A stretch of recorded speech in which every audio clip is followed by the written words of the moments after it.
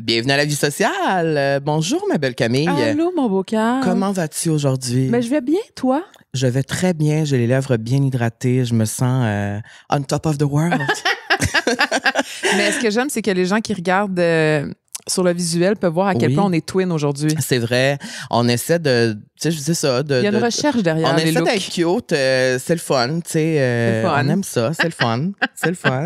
Aujourd'hui, c'est un bel épisode qui nous attend parce qu'on a une invitée très spéciale en studio et vous nous la demandez depuis longtemps. Et la plupart d'entre vous ne savaient pas qu'elle était déjà venue à la vie sociale. Mais c'est parce que ça fait vraiment longtemps qu'elle est venue. C'est notre tout premier épisode qui est sorti en 2024. C'est ça? 2023. Et elle est de retour aujourd'hui. Oui, je suis tellement contente. Et il y a plusieurs choses qui s'est passées entre notre invité et moi depuis les 2 dernières années. Oui, on va pouvoir vous en parler plus longuement. Vous avez bandé, dans le fond. Vous êtes devenus amis, dans le fond. L'autre bord du continent. Oh, c'est vrai, j'avais oublié ça. Tu vois, j'oublie des choses. Je vais me faire surprendre aujourd'hui. L'épisode est présenté par l'Irak aujourd'hui. Oui. On les adore, notre sponsor chouchou. Et aujourd'hui, on vous parle de trucs importants, c'est-à-dire de la crème. Parce que avec les changements de saison, le temps est de plus en plus clément, de plus en plus le fun. C'est beau, hein, l'hiver s'en va enfin. Moi, j'aime ça aussi à chaque saison, un peu renouveler mon skincare. Changer de skincare, essayer des choses. Oui, je comprends. Et les crèmes chez l'Irak, tu te rappelles, on les a testées il y a plusieurs années déjà. Hein? Ça fait on commence pas aujourd'hui, là, ça fait quand même longtemps qu'on les utilise. Et il y a des formules, il y a différentes formules dans les produits l'Irak et notre peau peut devenir, c'est ça, hein? Avec les changements de saison, notre peau il peut y avoir plein de choses qui se passent sur notre peau. Faut réagir, faut s'en occuper. Et l'Irak est là pour nous. Et toi, c'est quoi ta crème préférée? Moi, c'est celle-ci, c'est la Hydragéniste. Et là, je veux juste la crème réhydratante éclat, c'est faite avec de l'acide hyaluronique. Et là, moi, je suis une fan. Et ce qui est le fun, c'est qu'il y a les petites recharges comme ça ici. Moi, j'adore ça parce que c'est écologique. Mm-hmm. Et moi, j'aime particulièrement la bouteille de l'Irak ici. C'est vrai que c'est cute. Ça fait avec ta personnalité, je trouve. Oui, et ce que j'aime de cette crème-là, c'est qu'elle est vraiment légère, elle réhydrate, elle réconforte et elle illumine. On me demande toujours, Camille, mon Dieu, t'as donc bien un beau glow, t'as donc bien un beau teint. Et bien voilà. Je confirme. Chaque fois que je te vois, je suis impressionnée. C'est ma beauté naturelle. Oui, mais qui est aidée par ça. C'est incroyable. Et moi, vous le savez, je suis un peu plus fancy, donc moi, j'opte pour la collection premium. Hein, tu le sais. Moi, j'adore les produits premium. Et j'opte pour la crème soyeuse premium. Et moi, j'adore ça. Là, les gens qui nous écoutent à l'audio, vous irez voir sur le visuel. C'est noir, c'est beau, c'est fancy. C'est fancy. Tu sais, tu mets ça dans... chic. C'est posh. It's a little chic. Oui. It's a bit posh spice. Ouais, it's nice. Et ce que j'aime de cette crème-là, en fait, c'est qu'elle est faite pas mal pour toutes les peaux. Genre, ma peau est un peu sèche là au changement de saison. Ça vient réhydrater. Et c'est ça. C'est la crème soyeuse anti-âge. Et encore une fois, la petite recharge. C'est super simple. Là, pour ceux qui nous regardent en vidéo ici, là, vous ouvrez ça, vous sortez l'autre, vous remettez ça là-dedans. Pas besoin de racheter au complet ça. Donc, c'est bon pour l'écologie. Et le portefeuille. Et le portefeuille aussi, parce que la recharge est moins chère que si tu achètes le kit au complet. Et on a un code promo, vous le savez, on adore les codes promo. La vie sociale 15 pour 15% de rabais. On vous met également le lien dans la description de l'épisode. Exactement. Et si vous ne connaissez pas les produits de l'Irak, c'est dispo un peu partout. Ça vaut la peine d'essayer. Je pense que même nous, on a été surpris par plusieurs produits. On vous en a parlé depuis quelques épisodes, depuis quelques semaines. Et tu as changé de parfum. Oui. Tu as changé de parfum. Tu es rendu avec un nouveau parfum Roger Gallet. Oui. C'est incroyable. On découvre des choses, on vous fait découvrir des choses. Et sur ce... Bon épisode. Bon épisode, Camille.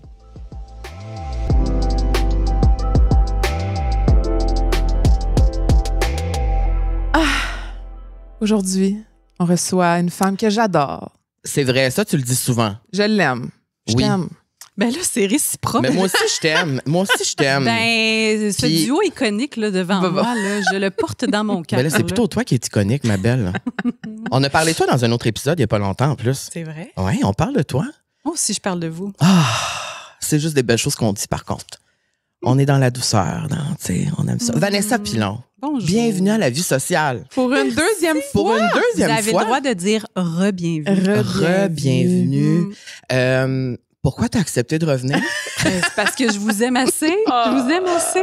Ben, en fait, je voulais venir voir votre fabuleux nouveau décor. C'est vrai, parce que quand t'es venue, t'étais notre toute première invitée. T'étais dans nos premiers tournages et t'es la première invitée qui est sortie sur la chaîne de La Vie sociale. Donc, puis on se connaissait pas non plus. On se connaissait pas vraiment. C'est vrai. On se connaissait pas tant. Non. Ben, pas vraiment. Non. On s'était croisés. Non, soyons honnêtes, là. Soyons honnêtes, là. Le showbiz, c'est fake des fois, mais ça, c'est vrai. On se connaissait pas tant. T'avais accepté de venir nous voir sans même avoir vu aucun épisode, je tiens à le dire, parce que c'était dans les débuts. Donc, t'avais juste notre photo. C'est notre photo tout nue, là. Tu te rappelles? Moi, quand les gens sont tout nus et m'invitent, je réponds présente. Non, mais j'avais vu votre visuel, puis je me suis dit, OK, vraiment, c'est un projet qu'ils prennent au sérieux. Ils veulent vraiment. J'aime vos personnalités respectives. J'aime encore plus vos personnalités ensemble. Il y a comme une petite magie qui se passe. Puis là, je me suis dit, ben, j'ai le goût. J'ai juste vraiment le goût. Puis j'avais confiance en vous. Puis je me suis pas trompée. Regardez où est rendu votre projet. T'as bien vu. Là, on dirait que je suis genre la présidente du fan club de La Vie sociale. C'est vrai, mais nous, on est quand même... là, je tasse ça parce que ça m'énerve. On est quand même les présidents du fan club de Vanessa Pilon, nous, parce qu'on aime beaucoup ce que tu fais, on adore ce que tu fais. Et depuis les 2 dernières années, t'es venue, il s'est passé plein de choses dans ta vie. On aime ça te suivre.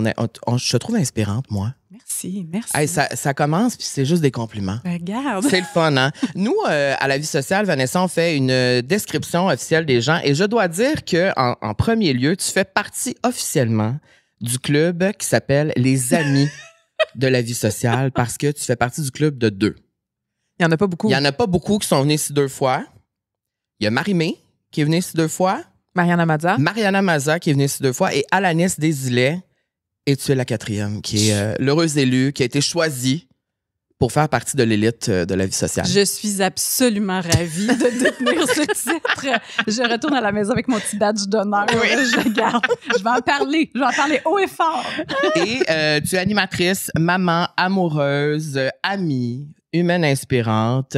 Quel qualificatif parmi ceux-là est ton préféré pour commencer? Là, on commence en douceur. Là. Qu'est-ce que tu aimes le plus dans ta vie qu'on dise de toi? Je pense que juste humaine, inspirante, j'aime ça parce que ça englobe tellement d'affaires. Puis oui, tous les rôles que vous avez nommés, tous les petits chapeaux que je mets sur ma tête puis que j'interchange, ils sont super importants, mais on dirait qu'en dessous de tout ça, là, quand on vient distiller, là, qu'on fait bouillir là, puis qu'on arrive du sirop d'érable à la tire. Oui. Excusez-moi, je voulais être de saison dans mes analogies. Ça fit?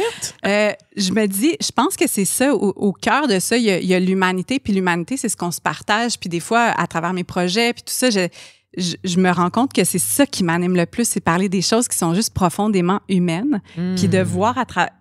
Tu sais, vous avez vos histoires respectives qui sont différentes de la mienne, puis tout ça, mais on peut connecter sur ces affaires-là, sur notre humanité partagée, puis ça, je trouve ça vraiment important. Puis moi, de laisser place à juste l'être humain, qui a pas de chapeau, qui a pas de titre, pour moi, c'est super important parce que toutes les choses que vous avez nommées, ça peut vraiment prendre le bord, tu sais. Ça peut pas... ce qui va rester, c'est mon humanité. Fait que je m'accroche à la seule affaire qui est sûre. Je suis un être humain. C'est ma seule certitude. Puis est-ce que tu as l'impression que tu t'es rapproché plus de ton humanité depuis que tu animes l'École de la vie, ton podcast? Ouais. Parce que tu rencontres plein de gens qui sont pas nécessairement des gens populaires comme nous on fait ici. Donc, tu vas vraiment à la rencontre des humains de tout genre. Là. Tu rencontres plein de gens puis tu apprends des choses aussi, j'imagine.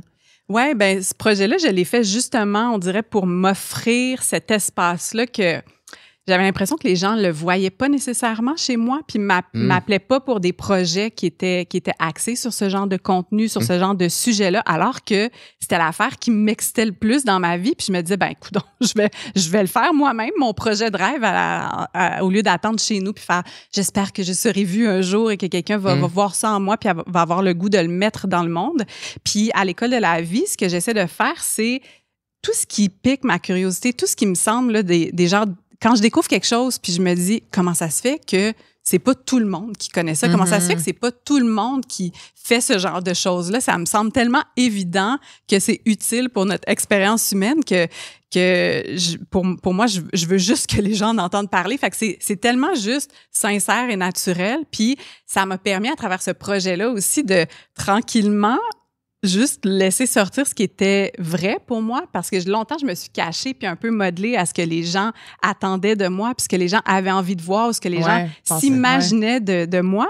Puis là, tranquillement, je suis comme, ben là, je suis un petit peu hippie. Je marche nu-pied, la gang. Je vais vous en parler. J'ai une pratique spirituelle qui est active. Je crois en certaines choses qui sont peut-être pas nécessairement mainstream. Puis de juste accepter que ça fait partie de moi. Puis j'avais très, très peur au départ. Tu sais, j'y allais là, un petit orteil à la fois. J'étais comme, en passant, je pense que peut-être, je crois à la magie. Qu'est-ce que vous pensez de ça, la gang? Est-ce que vous m'aimez encore? Puis c'est certain qu'il y a des gens qui décrochent au fur et à mesure, plus je vais profondément dans ma vérité. Puis c'est correct. Je pense que c'est ça aussi dans notre vie. Des fois, on garde des amitiés, on garde des relations dans notre vie ou même des choses que l'on fait qui sont plus alignées avec qui on est, mais juste de se rendre compte que plus on est soi-même, plus on attire les gens qui sont alignés avec qui on est. Puis les gens qui ont plus le goût d'être là, ben c'est comme un beau ménage naturel. Fait que j'ai un peu fait ça dans les dernières années, ce bel élagage naturel. Oui, on dirait que ce que tu dis, ça me libère. Ça me libère. Oui. Mais est-ce qu'on a du temps à perdre avec des relations qui sont pas sincères, qui sont pas dans notre vérité mutuelle? Moi, j'en ai pas de temps à perdre avec ce genre de relations-là. J'ai plus envie de jouer des rôles. J'ai plus envie de mettre un masque et d'être comme, bon, là, c'est Vanessa, la fille dynamique qui aime la mode. Ben, j'ai envie d'être la personne au complet que je suis. Puis oui, ça inclut toutes ces facettes-là, mais si je suis dans des espaces où on n'a pas envie d'accueillir tout ce que je suis, si tout ce que je suis n'est pas bienvenu dans un espace, vous me verrez plus dans cet espace-là. Ce qui fait qu'il y a beaucoup de 5 à 7 où je ne suis plus présente et beaucoup de ces endroits-là où je suis pas.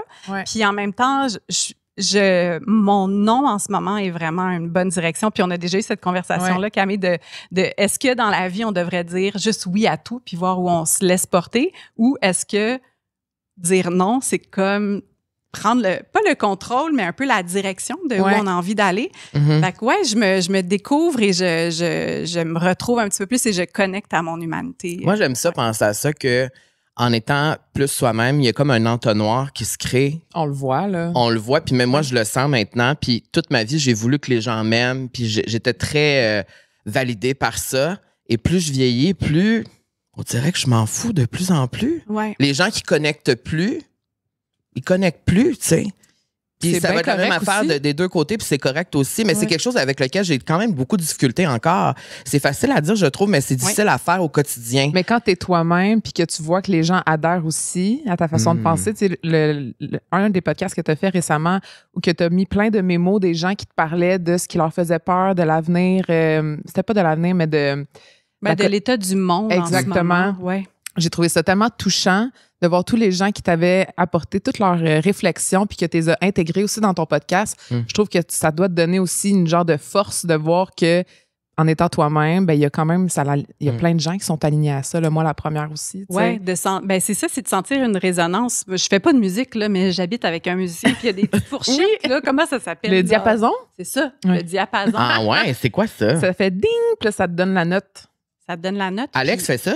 Ah oui, non, mais c'est pour accorder, mettons. Maintenant, les gens utilisent des applications. Là, mais moi, je suis une romantique. J'aime encore la fourchette du diapason. Donc, de se dire, OK, mais moi, je vais vibrer à ma fréquence. Là. Je sais que c'est un peu ésotérique de dire ça, mais je vais être qui je suis. Puis naturellement, il y a des gens qui s'accordent à ça, qui vont venir. C'est ça qui se passe. Là, les cordes se mettent toutes à vibrer. Ben, je trouve ça le fun. Puis en fait, ça me permet aussi de trouver ma gang, mon village. Puis je pense qu'il y a profondément ce besoin-là. En ce moment, on se rend compte qu'on est super connecté, mais est-ce qu'on l'est réellement? Tu sais, oui, on est vu, on a accès on a une voix, mais est-ce que réellement, là, il y a des gens avec qui on peut être 100% nous-mêmes puis qu'on va se sentir accueillis? Moi, je me rendais compte que j'en avais pas tant que ça dans ma vie. C'est rare. C'est précieux. On pense qu'on est connecté avec tout le monde parce qu'on a des amis sur les réseaux, puis on texte, puis tout, mais il n'y a rien comme une connexion humaine. Puis je pense que ça, on l'a beaucoup perdu aussi dans les dernières années.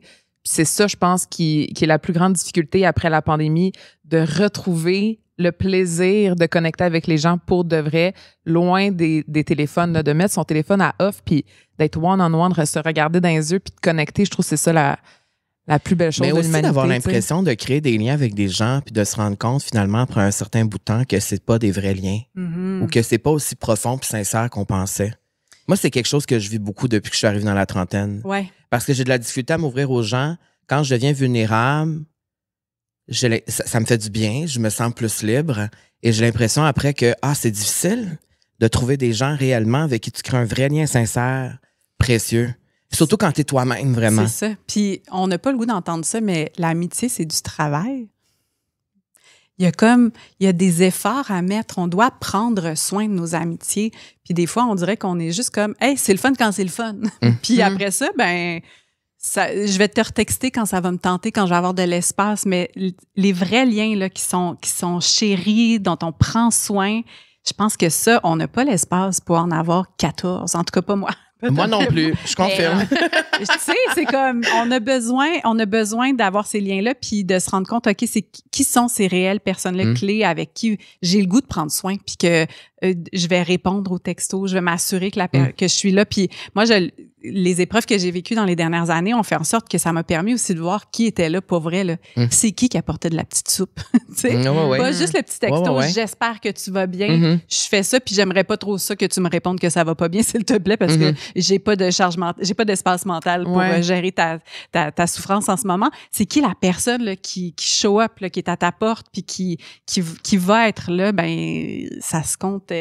Hier, j'aurais pu être amputée de quelques doigts là, sur une main, peut-être 2, 3. Il n'y en a pas beaucoup, puis c'est correct aussi. Parce que réalistement, on ne peut pas avoir l'espace. Mais moi, ça me rassure d'entendre ça, puis je suis sûre que ça va rassurer plein de monde. Parce que souvent, quand je réfléchis à mon entourage aujourd'hui, je me dis, c'est fou que rendu à mon âge, 34 ans, le cercle se réduit. Le cercle est vraiment réduit. Et on dirait que ça me satisfait quand même. Ce serait mentir de dire qu'à certains moments, je suis pas comme j'ai envie telle personne d'avoir un gros cercle mais est-ce que c'est réellement toutes des relations sincères et profondes comme moi je le désirais dans ma vie? Peut-être pas, tu sais. Mais c'est rassurant de savoir que c'est ta situation aussi, que c'est la situation de tellement de monde de pas avoir 28 amis profondément que tu vas t'asseoir puis avoir des vraies conversations. C'est du stock d'être soi-même pour de vrai puis vulnérable avec les gens. Vraiment. Ça demande de l'énergie, ça demande une charge mentale, ça demande... Puis je me rends compte que je pourrais peut-être pas donner cette vulnérabilité-là à tout le monde, puis c'est correct aussi. On te souhaite que tu la donnes pas à tout le monde. C'est de chérir ça, puis de pas l'offrir partout à qui veut l'entendre, mais de vraiment prendre soin. Puis moi, je trouve que c'est encore plus précieux, ça donne encore plus de sens quand les gens sont proches de toi, puis d'accepter qu'il y a différents cercles, différents niveaux d'amitié aussi. Comme il y a un petit cercle au milieu, un petit noyau, puis après ça, il y a un anneau un petit peu plus large. Puis après ça, il y a comme les gens que je croise dans mon village, puis que je croise de temps en temps, que je suis heureuse de voir, mais qu'on peut pas prendre soin constamment l'un de l'autre. C'est correct aussi d'accepter qu'il y a des personnes à différentes places. Puis des fois, moi, je les bouge aussi. Il y a des gens qui étaient des connaissances qui sont devenues des personnes très, très proches. Puis il y a des gens qui étaient très, très proches que là, je suis à un stade de ma vie où ça a juste pas vraiment de sens. On tripe pas ces mêmes affaires. Notre rythme de vie est pas le même. Cette personne-là s'éloigne un petit peu plus, puis c'est correct aussi. Puis c'est tellement un gros bout de la vie, l'amitié, j'ai l'impression. Puis c'est comme ça tombe dans une espèce de catégorie bizarre aussi, l'amitié. C'est parce qu'on dit souvent qu'il faut travailler pour l'amour, mais on oublie de le dire pour l'amitié aussi. Ouais. Puis il y a des trucs très codifiés, on dirait, avec l'amour. Là, on sait que je suis en relation avec telle personne, relation monogame, relation... Tu sais, il y a des cadres, des paramètres. Il y a un cadre, des paramètres. Mais avec l'amitié, il n'y a pas vraiment ça. On dirait qu'il faudrait un petit peu plus le codifier, ou je sais pas, c'est tellement facile de juste Y a-t-il un moment dans ta vie où tu as une réflexion plus profonde sur l'amitié, justement? Où tu as réalisé l'importance réelle? Dans les dernières années, je dirais que j'étais vraiment dans ma relation de couple. Là, une fois que ça s'est stabilisé, là, je suis devenue maman. Là, ça m'a fait complètement exploser dans toutes les sphères de ma vie. Là, j'ai replacé les morceaux avec mon identité de mère.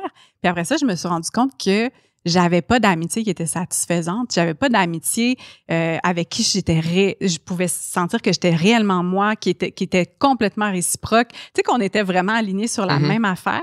Puis ça m'a rendu vraiment triste. Puis je me suis sentie vraiment loser parce que on n'a pas le goût de parler de ça, de dire hey, c'est vrai qu'on n'a pas le goût de parler de ça. Que j'ai pas vraiment d'amis. De vrais amis.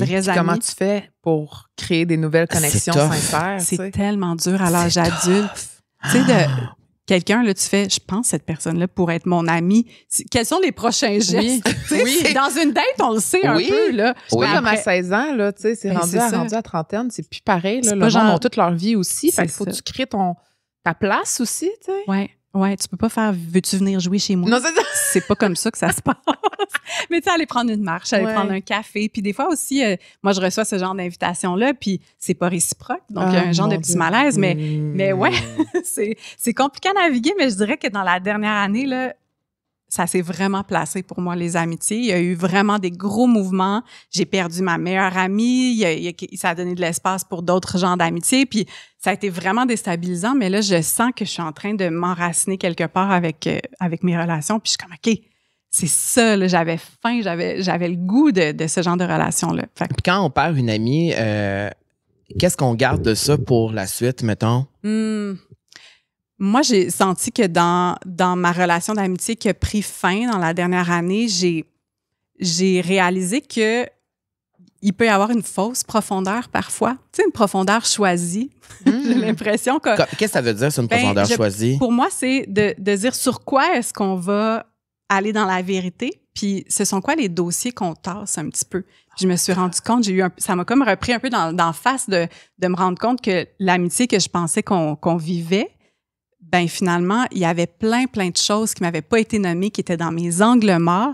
Puis je me suis juste dit comment ça a pu se passer sur autant d'années que je réalise pas qu'il y avait cette dynamique-là entre nous. Puis ça a jamais été nommé. Donc, on parlait de plein de choses de façon très vulnérable dans notre amitié, mais finalement, dans notre relation, là, d'elle à moi, c'était pas si sincère que ça.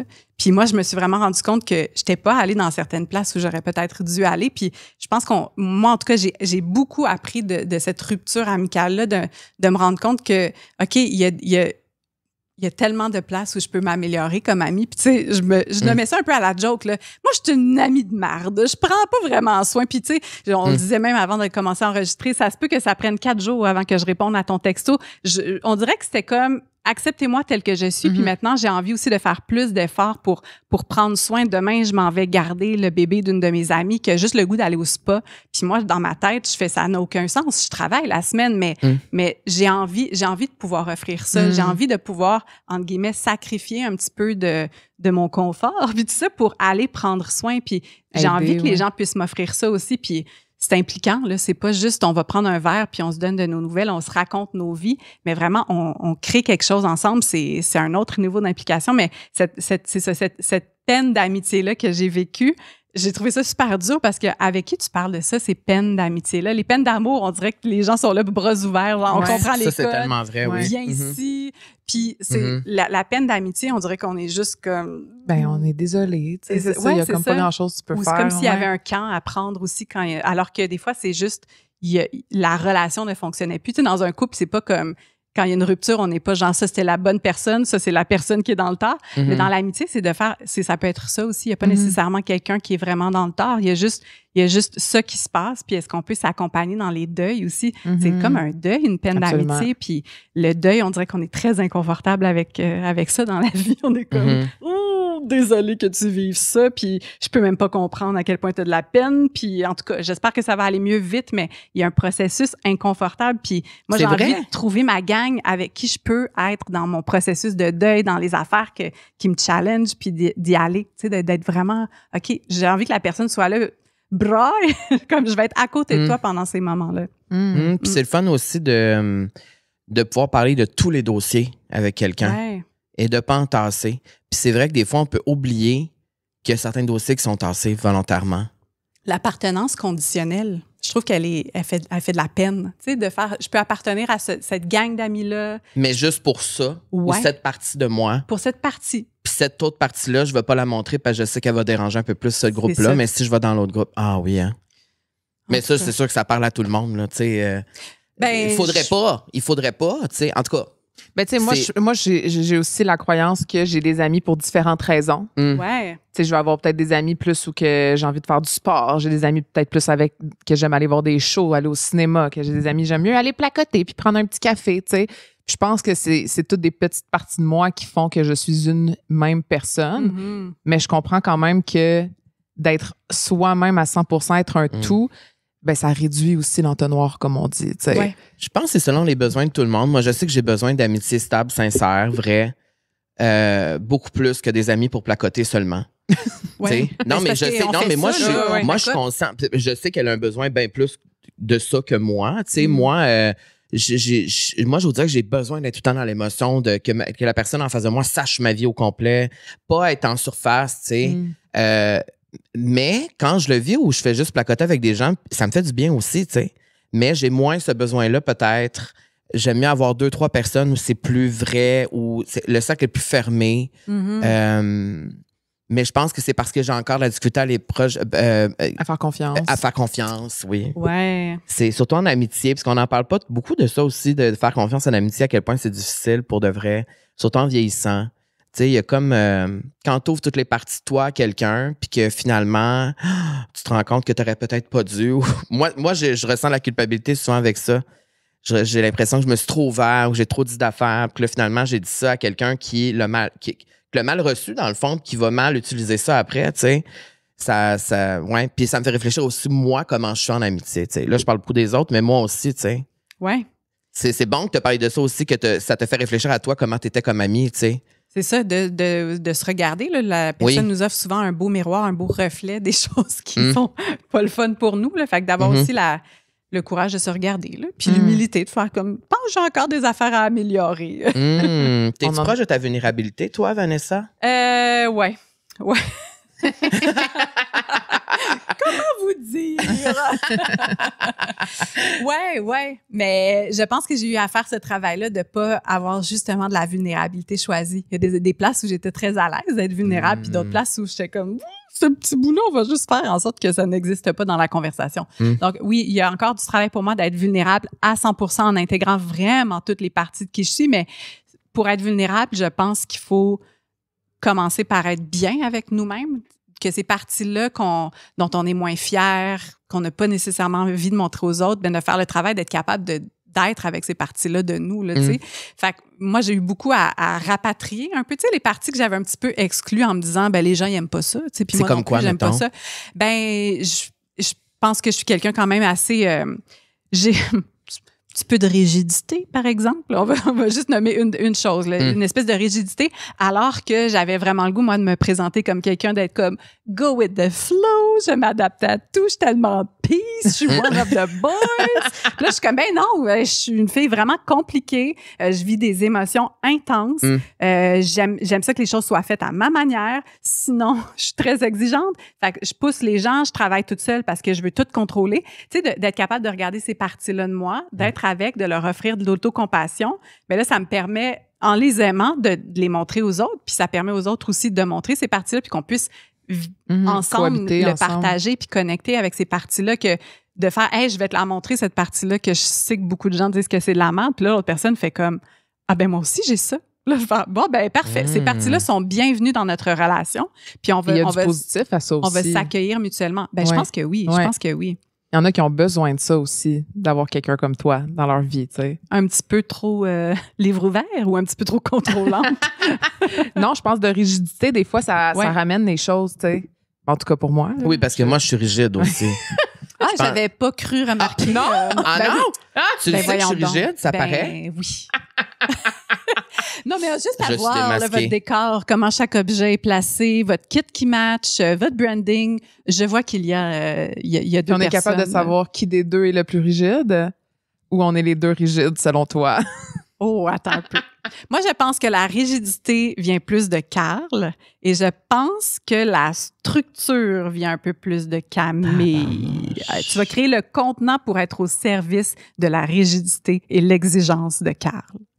Est-ce que j'ai fait une bonne lecture? Plusieurs de mes relations, c'est comme ça. Donc, oui. Moi, comme j'aime dire, c'est souvent, je suis la doer dans les tâches. Tu sais, il va savoir où aller, puis moi, je vais l'exécuter, mettons. Il va le faire aussi, mais tu sais, c'est beaucoup ça, la dynamique. C'est que, tu sais, si on a une vision, puis moi, je sais où ce que je veux que ça s'en aille, je sais qu'elle va être la parfaite alliée pour amener ça où est-ce qu'il faut que ça l'aille, puis je sais que moi, je pourrais pas l'amener toute seule, tu sais.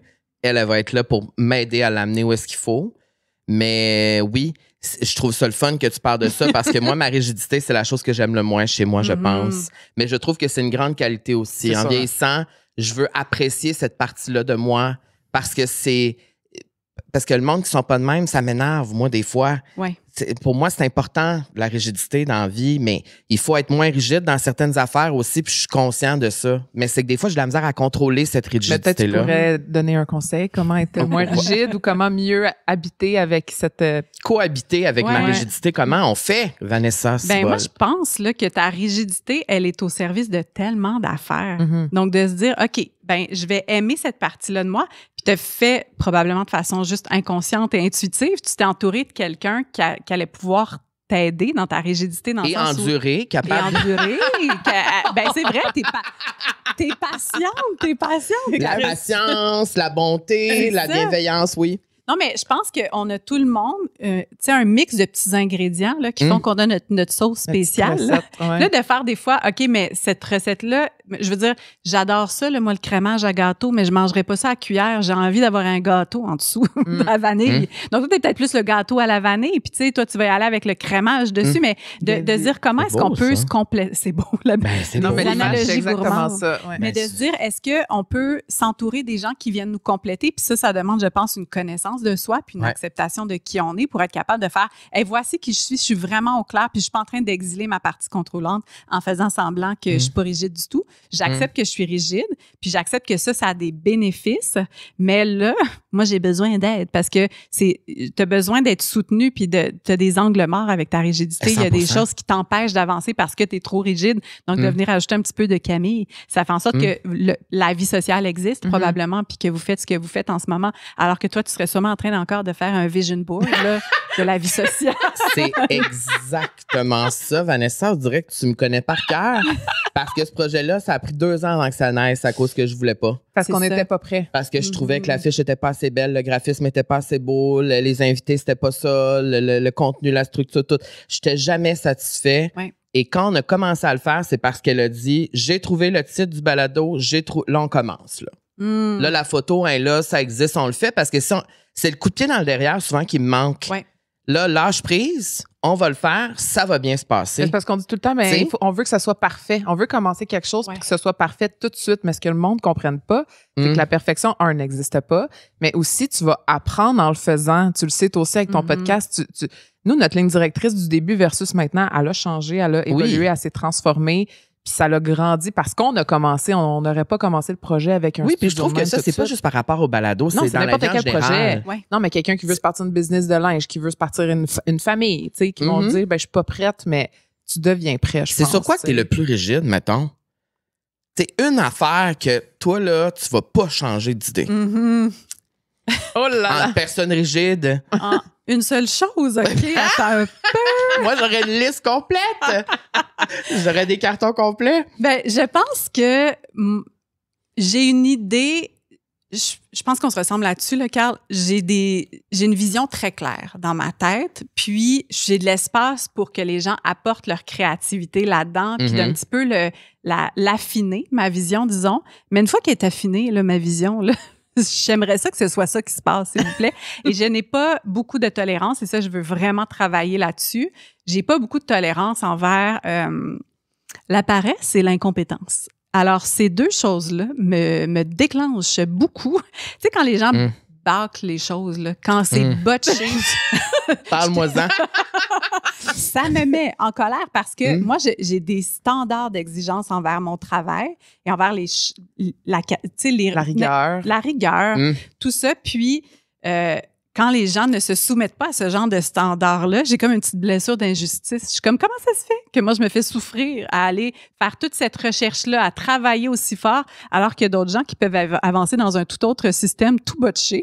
Puis là, ça, moi, ça me fâche. Ça me génère de la colère, mais ça n'a rien à voir avec le fait que les gens botchent. Ils ont bien le droit de botcher, les gens. Mais c'est juste que ça a plus à faire avec moi, comment je souffre de cette propre rigidité-là que je m'impose. Puis là, dans les dernières années, je me suis offert un petit peu plus de lousse. Puis là, j'ai un petit peu plus de tolérance envers ben, je dirais pas l'incompétence, parce que tout le monde peut devenir compétent dans les choses si on y travaille, mais tu sais, cette espèce d'affaire-là, là, de quelqu'un qui te vend, qui est capable de faire ça, puis finalement, tu reçois le résultat, puis tu fais, ben voyons, j'aurais pu faire ça en 4 minutes, là. Bon, en tout cas. Mais de s'assouplir par rapport à ça, puis en tout cas... Ça résonne. C'est le club des rigides anonymes. C'est vraiment ça. Mais non, c'est ça. C'est parce qu'en vieillissant, c'est ça que j'ai posé comme question l'autre jour. Toi, ça t'arrive-tu des fois là, que tu te gosses toi-même? Chaque minute. Ah, OK, c'est ça. Bon, OK, c'est ça. Parce que des fois, là, je suis comme, là, je vois des vidéos de moi où je m'entends parler, ou des fois, je dis quelque chose, puis après ça, je suis comme, t'es donc bien gossant, des fois. C'est mon travail de travailler là-dessus pour me trouver le moins gossant possible. Mais c'est que des fois, je me trouve gossant, mais pour des choses que je changerais pas parce que c'est réellement qui je suis puis ce que je pense pour de vrai. C'est ça. C'est d'aller tracer la ligne, hein, d'avoir le discernement entre ça, c'est une possibilité d'amélioration, puis de cheminer. Et ça, c'est juste qui je suis, puis j'ai pas le goût de le changer, puis je vais pas le changer. C'est profondément qui je suis. Fait d'avoir le discernement de qu'est-ce qui est quoi. Mais c'est top de aussi. savoir, est-ce que ça, c'est juste une partie de moi qui changera jamais ou c'est quelque chose que je peux faire grandir, c'est vrai que c'est modifier, améliorer, tu sais. Moi, j'ai tout le temps été quelqu'un qui se laissait traîner. Tu sais, dans mon coin de lit, là, c'est bien le bordel. Puis j'essaie de plus être comme ça parce que je me dis, ça me sert à rien d'être comme ça. J'ai envie de changer pour être mieux, tu sais. Mais est-ce que je suis réellement comme ça de nature? Tu sais, tu comprends-tu la différence? Comment on fait pour savoir? Ouais. Je pense que moi, j'écoute vraiment mon instinct. Moi, je m'écoute. Ouais. Et thank God que je m'écoute. Ça fait du bien de s'écouter. De plus en plus dans ma vie, je m'écoute. Si j'ai pas envie, j'ai pas envie. Si telle personne, pour moi, je la file pas. That's it. Oui, bien d'apprendre à se connaître. Ça fait que je suis bête, peut-être. Les gens souvent pensent que je suis bête, mais c'est pas que je suis bête, c'est juste que, comme tu as dit, on n'a plus de temps à perdre. Là, j'en ai pas de temps à perdre. J'en ai pas de temps à perdre. Puis, c'est ça. Tu vois, je suis tellement rigide que je m'emporte là-dessus.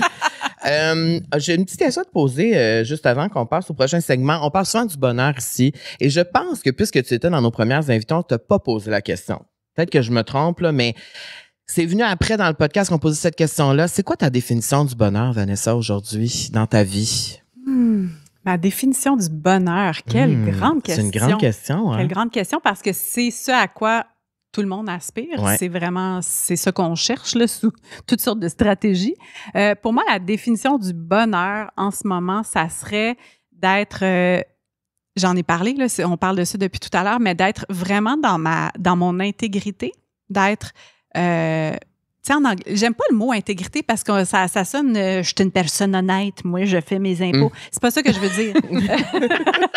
Je parle d'intégrité, disons le mot en anglais, c'est wholeness. Comment est-ce qu'on peut être complet? On peut être vraiment soi au complet, puis de justement avoir de l'espace pour toutes nos parties, tout ce qu'on est, puis pour moi, ça, c'est le bonheur parce que il n'y a pas de contorsion, il n'y a pas de résistance, il n'y a pas de désirer que les choses soient différentes, d'être vraiment dans cette complète acceptation-là.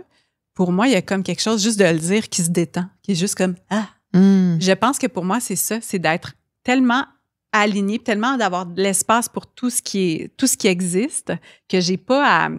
Je vais continuer dans la vie là, à être drivée par le désir, puis vouloir aller à certains endroits, puis accomplir certaines choses. Là. Je vais pas rester dans un divan là, jusqu'à ma mort. J'ai envie de faire des choses, mais en même temps, d'être capable de cultiver le contentement pour ce qui est présent. Puis, tu sais, des fois, on désire tellement des choses que quand on est rendu là, on le savoure même pas. On est déjà dans le prochain désir. Donc, moi, je me rappelle plusieurs fois par jour de savourer les affaires qui sont là, qui sont déjà dans ma vie, de me souvenir que Vanessa, d'il y a 5 ans, pour la vie que je mène en ce moment, c'était un rêve pour elle. Là. Donc, est-ce que je peux savourer ce rêve-là au lieu d'être tout de suite dans le prochain rêve? Donc, pour moi, il y a vraiment ça. Il y a vraiment d'être complète avec qui je suis, d'intégrer toutes les parties, d'être à l'écoute, pas essayer de cacher ça et aussi être vraiment présente et contentée par ce qui est là. Fait que c'est ça pour moi le bonheur. D'ailleurs, ton épisode sur le contentement, excellent épisode. Merci. Et je le cite souvent en plus. Et depuis cet épisode-là, je dis souvent le mot « se contenter ». Que je n'utilisais jamais avant. Puis je pense que c'est un bon reminder de se contenter de ce qu'on a. Et on en parle avec Boucard, d'ailleurs. Avec Boucard Diouf, on parle de ça.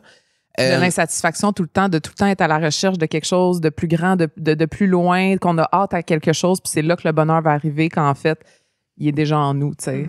Qu'est-ce que tu as appris le plus sur le contentement pendant cet épisode-là, par exemple? Bien, pour moi, le contentement, c'est de se rappeler que tout est déjà là. Tu sais, dans le fond, quand tu désires, je sais pas, là, nomme-moi donc quelque chose que tu désires, Carl. Un chum, OK. Avant, je désirais rencontrer Pamela Anderson, c'est fait. C'est fait.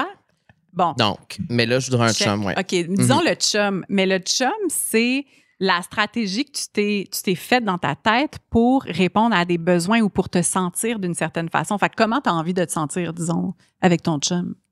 Qu'est-ce que ça te ferait sentir d'être avec ton chum? Aimer, en sécurité, plus de douceur dans ma vie. Je pense que c'est le thème de l'amour en général. Ouais. Me sentir accueilli. C'est ça. Mais tu sais, toutes ces choses-là, on les regarde puis on se dit, est-ce que je peux y accéder maintenant? En dépit, tu sais, sans avoir le chum. Là, tu fais, ah ben oui, je pense bien que oui. La réponse, est-ce que je peux m'offrir de la sécurité? Est-ce que je peux m'offrir cet amour-là? Est-ce que je peux me célébrer? Est-ce que je peux triper avec moi-même? Est-ce que je peux vivre de l'amour? Puis là, tu fais, OK, l'amour, est-ce que c'est que dans une relation romantique? Où est l'amour? Mettons, entre vous deux, c'est sûr que l'amour. Ben oui. Moi, je vous regarde, je ressens de l'amour pour vous. Mais tu sais, est-ce qu'on peut se connecter aussi à cette énergie-là? Tout ça est déjà là. Fait qu'on dirait qu'il y a aussi cette espèce de... Ça n'a pas besoin d'exister pour que je me sente comme ça. Fait que pour moi, ça m'a vraiment aussi apaisée dans... Parce que c'est comme si se contenter, pour moi, pendant longtemps, c'était moins avoir d'ambition ou juste vouloir stagner où est-ce que tu es dans la vie et pas avancer. Résigner, genre. Un peu. Né pour un petit pain, garde. Oui, mais que c'est plus comme, ben, si je me contente de ma vie en ce moment, ben, je ne vais pas pousser pour aller comme plus loin. Si tu n'avais plus de désir. Aller au next step, apprendre des nouvelles choses, devenir une nouvelle personne, une meilleure personne. Moi, mais en réalité, c'est pas totalement ça. C'est pas ça, dans le fond. Moi, l'image que j'aime vraiment là, du contentement, c'est pour justement pas être comme je suis là et je fais juste profiter de la vie. Ce serait correct aussi. Je veux dire, il n'y a rien de mal. Je sais que dans notre culture, on est comme, des gens qui n'ont pas d'ambition. Sont-ils malades? Oui, ben c'est ça. Il y a aussi des gens qui sont très malades d'avoir beaucoup d'ambition. Mais si on était, disons, moi, c'est la posture que j'adopte dans ma vie, c'est d'avoir constamment un pied dans le contentement par rapport aux choses qui sont déjà dans ma vie, puis par rapport à ce qui est déjà présent en moi, puis un pied dans le désir. Tu sais, c'est quoi, vers où j'ai envie d'aller, puis c'est ça qui nous fait avancer. C'est, tu sais, quand tu marches, là, c'est comme un pas devant l'autre. Il y a un pas qui est vraiment content d'être à cet endroit-là. Il y a un pied qui est déjà dans la prochaine place. Puis la prochaine place, ça devient mon nouveau pied de contentement quand j'atteins cet endroit-là. Puis là, je suis dans mon contentement, il y a l'autre pied qui est rendu là, mais donc d'avoir un pied dans chaque, je trouve que pour moi, c'est la place qui a le plus de sens parce qu'effectivement, mais il y a des chapitres de ma vie où je suis comme, je ne marcherai pas présentement, je vais être vraiment dans le contentement. Puis il y a d'autres fois, ben ouais, je suis un petit peu plus au pas de course. Regarde, je suis genre, le contentement, là, j'ai des affaires à faire. Je veux aller là, donc j'ai peut-être 6 pas à faire, mais à chaque pas, de savourer aussi les petites choses, juste de me dire, je repense à ça parce que je suis comme, le premier épisode que je suis allée faire avec vous, ben j'avais aussi ce petit rêve secret d'avoir un podcast. Et là, finalement, de me dire, hey, là, on se rassoit ensemble 2 ans plus tard. Puis tu l'as fait. J'ai un podcast, je l'ai fait. J'ai envie que ça devienne d'autres choses. Tu sais, j'ai un pas dans le désir, mais est-ce que je peux aussi avoir un pas dans le contentement de j'ai accompli un projet? J'ai travaillé très fort et je savoure aussi ce fait-là. Donc, c'est d'avoir toujours, je pense, un pas dans chaque... Ça nous permet aussi d'avancer. Puis, on peut choisir des fois d'avoir les 2 pieds dans le contentement quand c'est... D'avoir ces chapitres-là aussi, de se les offrir. Ouais. Je sais que c'est tough c'est tough. Hein? On dirait qu'on devrait tout le temps être dans la prochaine affaire. Le nombre de fois où je présentais des projets que je venais de finir à la télé, tu sais, qui commençaient à être diffusés, puis on me demandait « Quels sont tes prochains projets? » C'est toujours ça. Je suis comme, ben là, est-ce qu'on peut juste célébrer celui-là? Tu sais? C'est vrai.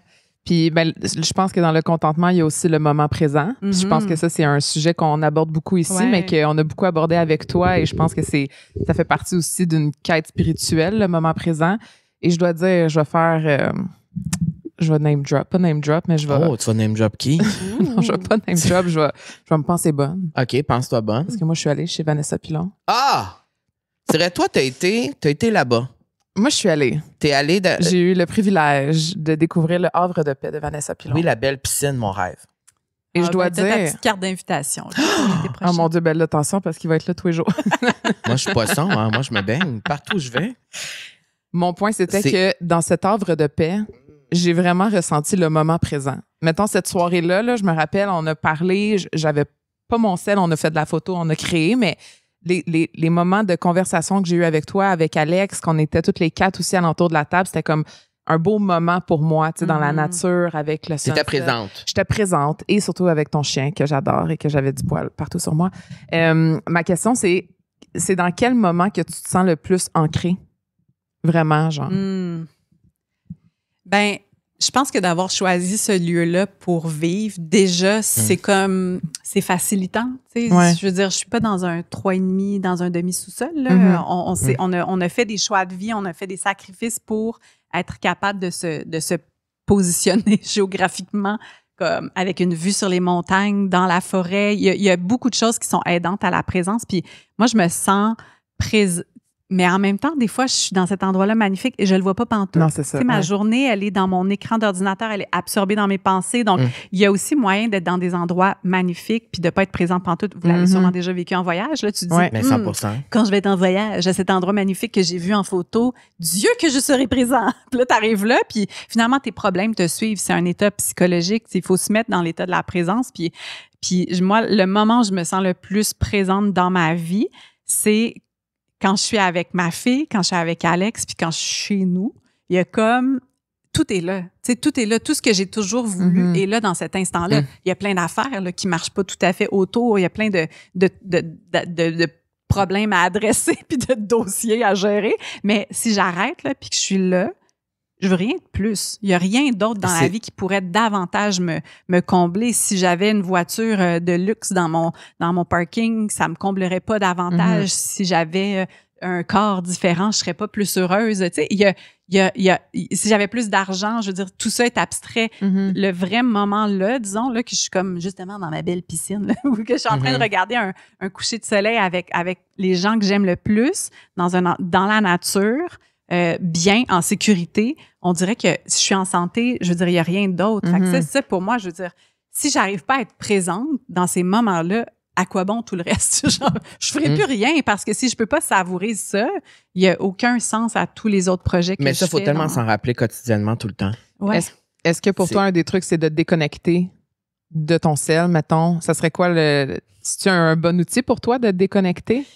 C'est sûr que c'est un bon outil, mais c'est tellement difficile de déconnecter de notre téléphone. Puis en même temps, des moments comme ce qu'on a vécu chez nous, il n'y avait pas de téléphone parce que vous êtes là, on a envie de passer du temps avec vous. Puis ça prend le bord. On a rien d'autre. On n'a pas besoin de le raconter nécessairement. On n'a pas besoin d'immortaliser tous ces instants-là. Fait il y a comme quelque chose de faire, ça, c'est assez précieux que je vais le garder pour moi. Moi, je me dis souvent ça avec ma vie. Là, je sens moins le désir de le partager. Et ce qui se passe à l'extérieur en ce moment n'a aucune importance par rapport à ce que je suis en train de vivre. Fait que de relativiser aussi. Puis c'est sûr, là, moi, mon téléphone, comme j'ai aucune notification à part pour me dire que je vais être dans ma phase lutéale, comme j'ai besoin d'être avertie de ça. Juste savoir ce qui se passe hormonalement. C'est ma seule notification dans mon téléphone. Puis c'est tellement drôle parce que l'application m'avertit souvent que j'ai des ballonnements. Je suis comme coudonc. Combien de fois par semaine j'ai des ballonnements? Ça vous dit que vous avez des ballonnements? Vous pourriez avoir des ballonnements. Vous pourriez avoir les seins sensibles. Vous pourriez avoir une forte libido. Vous pourriez avoir mal à la tête. Ouais. J'adore. Mais ça, c'est ma seule notification. Tu n'as aucune autre notification, tu as tout enlevé? J'ai tout enlevé. Même... Toutes. Petits textos. Les textos, là, évidemment, mais à part ça, j'ai rien d'autre. Puis des fois, même pas d'email? Mon rêve. Non, même pas d'email. Moi, je choisis quand je vais voir mes courriels. Il y a j'ai 2 périodes ouvertes dans ma journée. Intelligent. C'est parce que là, ça fait pissiner. Puis là, t'es comme, est-ce que c'est une opportunité? Est-ce que c'est un feu à éteindre? Une infolette. Est-ce que c'est juste une infolette qui veut me dire que des bobettes sont en spécial? Puis on le sait pas, puis on est dérangé, puis on est activé au même niveau. Ça crée la même dopamine. C'est comme moi, je suis attendue ou il y a quelqu'un qui attend quelque chose de moi. T'sais. Puis on s'en rend même pas compte parce qu'on le fait de même toute la journée. Bien finalement, de se rendre compte de l'impact que ça a dans la qualité de notre vie puis de notre présence, justement, qui est interrompue par c'est tellement petit puis en même temps, ça a tellement d'impact. Je suis tellement mieux depuis que j'ai pas de notification. J'ai même pas de passer rouge. Tu sais, des fois, tu peux te promener là, puis j'ai rien. Là. Comment tu peux enlever ça? Tu peux aller là, dans les notifications, pastilles, tu peux tout faire ça pour pas savoir est-ce qu'il y a une nouvelle affaire. Parce que moi, le petit point rouge, là... ça m'angoisse. Ça m'angoisse. Oui. Je sais même pas de quoi vous parlez, le petit point rouge, parce que moi, je les enlève juste pas. Un message. Ça te fait un point rouge dans ton écran? Non, mais ça te dit, mettons, une notification, t'as 2 messages, 3 messages. Comprends? Mon chum, dans son téléphone, mettons, il y a ça à côté de ses courriels. C'est comme 3992. Genre, mais non, ça sera pas possible. Ça se pourra pas. Je trouve que c'est parfaitement aligné avec notre prochain partenaire parce que on collabore avec Fizz, qui est une compagnie de télécommunications 100% numérique qui offre des services mobiles, Internet et maintenant TV. Et pourquoi je dis que c'est aligné? C'est parce que Fizz encourage à se déconnecter. Et voilà. Fizz parle de déconnexion à travers ses différentes campagnes et Parce que quand on se déconnecte de la technologie, ben, on peut mieux reconnecter dans le monde. Puis aussi, quand on revient sur notre téléphone, ben c'est pour des trucs peut-être plus positifs. Je pense que c'est d'avoir une conscience de pourquoi là, j'ouvre mon téléphone cellulaire. Tu sais, tout le temps avoir cette conscience-là. Je pense que quand tu te déconnectes, tu reconnectes mieux. Tu sais. Alors, ben l'épisode est présenté par Fizz. Vous avez bien deviné. Fizz a une prime de référencement à ses membres. Une fois utilisé, ben chaque nouveau membre et le membre même qui a fourni son code de référencement reçoivent chacun 25 $. Si on aime ça, ça coûte cher, le téléphone, l'Internet, la télévision, donc c'est le fun. Un membre peut donner son code à plusieurs personnes et recevra à chaque nouvelle activation 25 $ de rabais sur sa facture. Et ça peut aider à réduire considérablement sa facture de téléphone. Je confirme. Et oui, je confirme parce que je suis maintenant membre Fizz. Oui. Officiellement. Depuis quelques heures. Depuis hier. Depuis quelques heures, depuis hier, enfin. Ça faisait longtemps. Là, moi, j'ai de la misère avec la technologie. Je comprenais pas comment faire. C'était compliqué. Là, on y est arrivé. Je suis membre Fizz sur mon téléphone. Ce qui est le fun, c'est que c'était pas compliqué ton affaire parce que ça n'a pas été compliqué, justement. C'est parce que pour moi, j'imagine toujours que c'est compliqué. C'est ça que je disais avec notre personne chez Fizz. Je disais, je comprends rien. Elle était comme, non, mais c'est très simple. Ça sera pas compliqué. Alors, effectivement, c'était pas compliqué. Tout s'est passé à distance. J'ai parlé à personne. Donc, c'était vraiment cool. Et on a, vous pouvez activer un premier forfait Fizz avec le code VI25. Vous obtenez une prime de 25 $. Vous avez 10 gouttes de données mobiles gratuites et un mois d'Internet gratuit. Et c'est vraiment cool. Fizz. Moi, j'aime vraiment ça.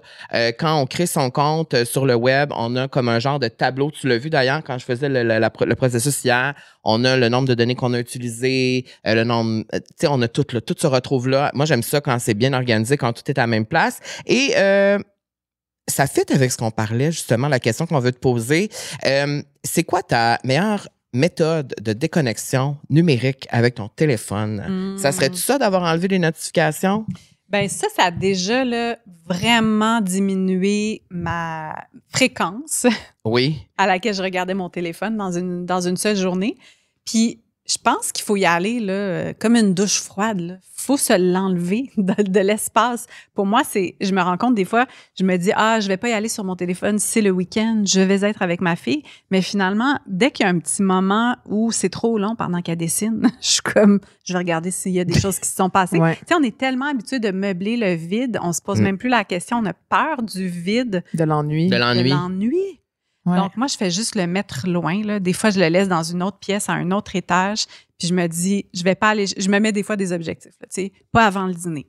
Le téléphone, j'y aurais pas accès avant le dîner. Donc, de juste créer ces bulles-là où on peut peut-être un petit peu désapprendre ou déprogrammer l'automatisme parce que c'est devenu automatique, on le sait, là, puis c'est triste. Là. Mais toi, tu le fais aussi, ça. Ben maintenant, je le fais plus le soir. Maintenant, je vais me mettre sur ne pas déranger puis je mets mon sel loin. Même le matin, quand tu vas marcher. Le matin, j'essaie vraiment un peu comme toi de mettre des fenêtres de travail parce qu'à un moment donné, sinon, surtout quand tu es travailleur autonome, tu fais en plus du télétravail, tu es tout le temps, on dirait qu'il y a tout le temps quelque chose à faire, mais l'affaire, c'est que c'est pas nécessairement productif. Ouais. C'est ça que je réalise aussi, c'est que j'ai beau être tout le temps connecté puis être tout le temps disponible, s'il m'appelle, il m'écrit ou quelqu'un me rejoint, je vais pas nécessairement avoir l'espace mental, comme tu dis, de répondre puis d'être 100% présente. Fait que maintenant, je le fais vraiment plus. Là, tu vois, j'ai beaucoup de messages non répondus. À cause, hier, on a fait de la route puis bon, j'ai mis mon cell sur ne pas déranger toute la soirée. Puis là, j'angoisse parce que je sais que j'ai des courriels à répondre, mais en même temps, tu sais, il y a personne qui va, tu sais, le monde peut attendre. La vie va continuer. Fait que j'essaie vraiment aussi de m'enlever cette culpabilité-là que le monde attende quelque chose de moi. Je pense que c'est ça ma déconnexion. Oui, puis moi, je pense que ce serait mon défi. Moi, si je réponds à la question, j'en ai pas, en fait. De méthode de déconnexion? C'est dur pour moi. C'est vraiment dur. Puis je pense que c'est encore plus dur depuis les 3 dernières années, depuis que je suis célibataire. Ben, c'est sûr. C'est sûr. C'est parce que je passe beaucoup de temps seul. Je suis seule chez moi. Souvent, je vais au restaurant seul. Je suis tout le temps seul. J'ai de la misère à vivre un moment tout seul. Ouais. C'est pour de vrai. Parce que je me rends compte que quand je suis sur mon téléphone, je suis quand même seule et peut-être encore même plus seule que si j'étais pas sur mon téléphone. Je ressens comme ce vide, là, des fois, quand je suis trop sur mon téléphone. Ben oui, parce que tu vois tout le monde vivre leur vie avec leurs amis. Oui, t'sais. alors il y a comme... c'est ça, c'est un défi pour moi. Ouais, ben le défi des notifications, moi, je trouve ça vraiment intéressant. Ça fait beaucoup de gens qui m'en parlent de ça. J'ai de la misère avec ça parce que j'ai l'impression que mon angoisse va monter dans le... Moi, l'accessibilité, là, c'est toujours être accessible, toujours répondre, toujours être là dans le moment, toujours... c'est épuisant d'être accessible à tout le monde tout le temps. Vraiment. Puis, essaye-le une journée, mettons. Juste faire, est-ce qu'il y a eu une urgence là, à laquelle je n'ai pas répondu, puis vraiment que ça a joué dans quelque chose qui est important, qui est significatif. Puis quand on se rend compte que non, on fait « Ah, ben coudonc. Peut-être que ça peut attendre un petit 4 heures, là, la réponse de message. » Je pense qu'il faut y aller graduellement. Tu sais, si tu pars d'une place où tu vas être rejoignable en tout temps, puis effectivement, tu te rends compte que c'est épuisant pour toi d'y aller tranquillement. Je pense que ça a quand même un espace. Puis vous parlez de quelque chose, puis ça m'a fait monter... moi, le soir, c'est là que c'est le plus difficile de ne pas procrastiner sur mon téléphone. Ah ouais, hein?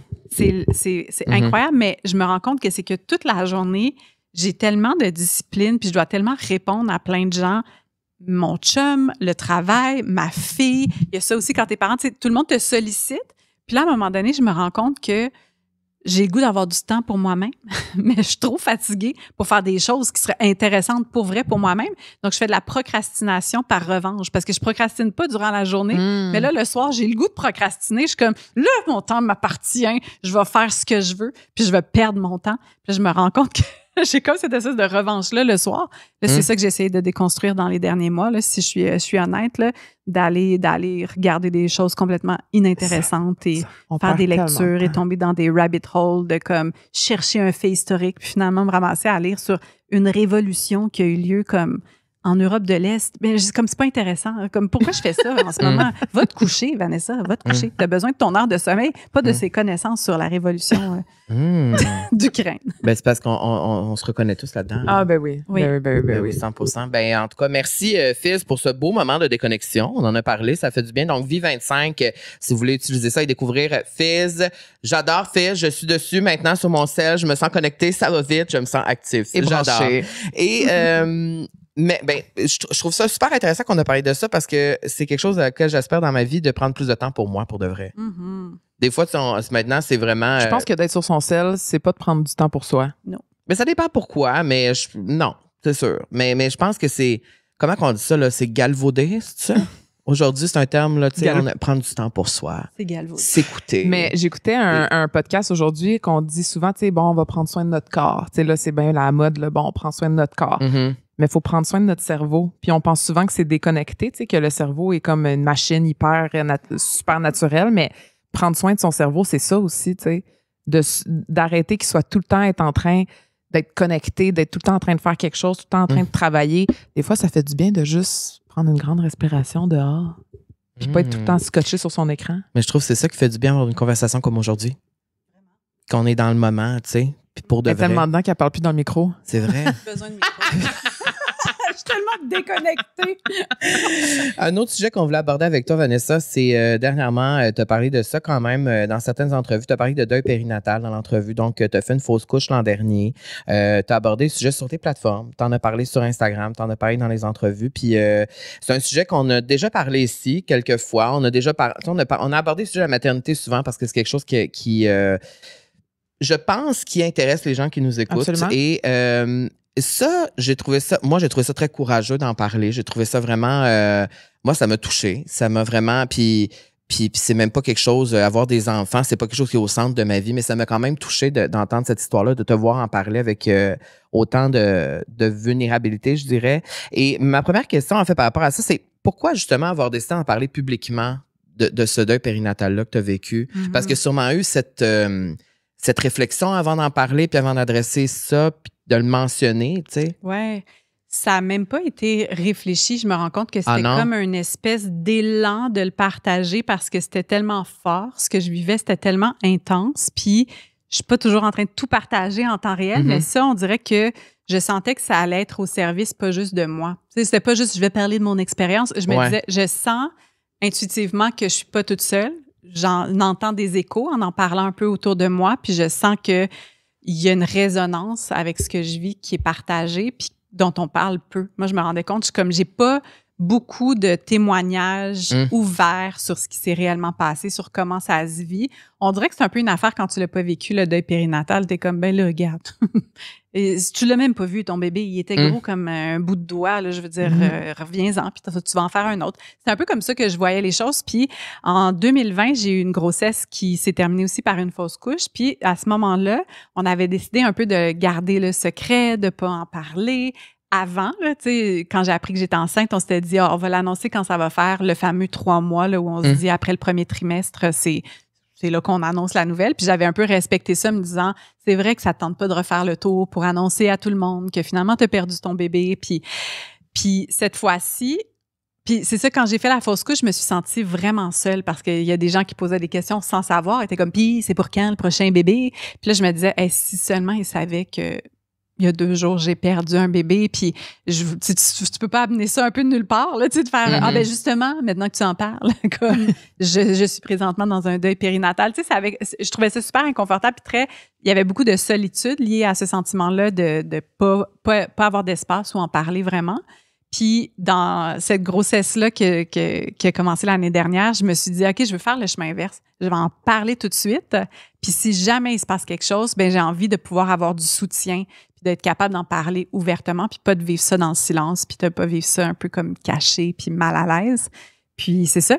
Je l'ai annoncé à tout le monde. Je pense que le lendemain, l'école au complet de ma fille était au courant qu'elle allait avoir un petit frère ou une petite sœur. J'étais comme, OK, ça a pris quand même des proportions rapides, mais rapidement, ça s'est beaucoup propagé. Puis finalement, quand j'ai perdu le bébé, ça a été juste tellement logique. J'avais tellement besoin d'en parler. Puis je me suis rendu compte à quel point c'était quelque chose qui était un peu tabou, qui était un peu caché. Puis c'est surtout, en fait, comment ça s'est passé à l'hôpital, que j'avais jamais vécu avant, parce que la première fausse couche, je l'avais vécue à la maison. Puis celle-là, elle était vécue dans un contexte médical qui a fait en sorte que j'ai vu aussi comment le traitement qui était réservé aux parents qui vivaient ça, qui était tellement pas connecté à tout ce que ça représente émotivement, là, de perdre un bébé.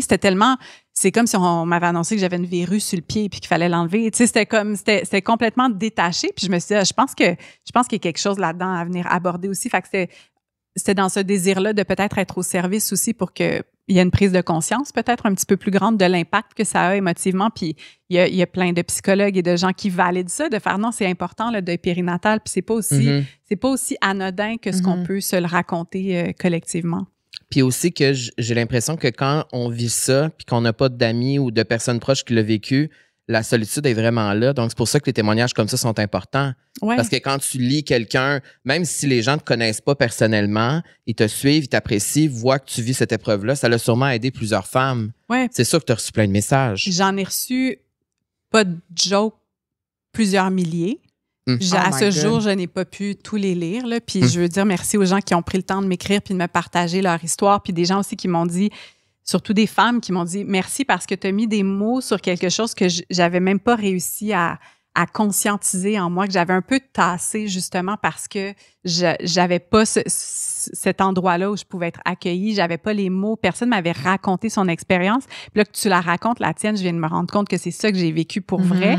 Puis merci parce que ça me permet un peu de la faire circuler, cette expérience-là, ce trauma-là. Puis ça a été vraiment puissant pour moi aussi d'être capable de sentir cette résonance-là puis de sentir que j'étais pas toute seule d'une certaine façon. Il y avait ça aussi de sentir que, OK, il y a tellement de femmes, tellement de gens qui traversent ça. Puis quand t'en parles pas à l'extérieur de toi aussi, la seule autre personne qui est au courant, c'est ton partenaire ou ta partenaire. Puis là, je veux dire, à un moment donné, c'est étouffant aussi. Tu vis la même épreuve en même temps.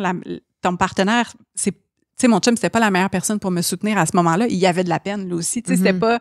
J'avais besoin de gens qui étaient là puis qui pouvaient m'offrir peut-être de leur temps, de m'offrir de l'espace. Puis j'avais besoin d'en parler avec certaines personnes qui étaient pas dans ma cellule fermée de couple. Puis je me suis sentie vraiment bien de l'avoir fait parce que c'est ça. Je sentais que j'avais pas à mentir, j'avais pas à faire semblant que ça allait alors que ça allait pas. C'était authentique, c'était là. C'est ça. Moi, je me rappelle, parce qu'on était là, on a fait les photos de ton ventre, là, cette journée-là, quand je suis venue. Puis, tu sais, il y avait un nom déjà, tu sais, on en parlait. Puis, c'était comme, on sentait vraiment comme l'excitation de ça. Puis, même de ta fille aussi. Mais je pense ça doit être la déception après, tu sais, de devoir l'annoncer à tes parents, l'annoncer à ta fille. Comment tu abordes ça à un enfant, tu sais? Parce que moi, je me rappelle, ma mère, elle a perdu 2 enfants, mon frère et moi. Puis, ça l'a évoqué plein de choses par après que j'ai su plus tard, tu sais, mais Comment toi, t'as géré d'aborder ça avec la petite Claire?